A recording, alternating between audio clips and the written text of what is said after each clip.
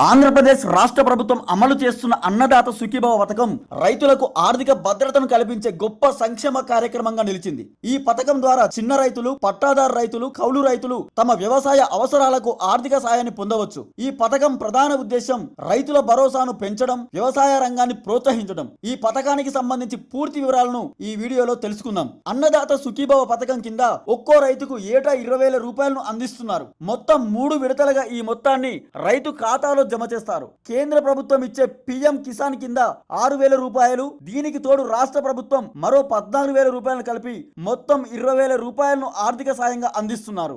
రైతుల ఖాతాల్లో నేరుగా జమ అవుతుంది ఈ నగదు. ఈ సాయాన్ని విత్తనాలు, ఎరువులు, కూలీల ఖర్చులు వంటి వ్యవసాయ అవసరాలకు ఉపయోగించుకోవచ్చు. రాష్ట్ర ప్రభుత్వం ఈ పథకాన్ని పిఎం కిసాన్ పథకంతో కలిపి మరింత ప్రయోజనకరంగా మార్చింది. ఈ పథకానికి అర్హులు ఎవరంటే రైతులు ఆంధ్రప్రదేశ్ చెందినవారు అయి ఉండాలి, రైతు పేరిట భూమి పట్టా ఉండాలి లేదా కౌలుదారు రైతుగా నమోదై ఉండాలి, వ్యవసాయేతర ఆదాయం కలవారు, ప్రభుత్వ ఉద్యోగులు, పెన్షనర్లు ఈ పథకం కోసం అర్హులు కారు.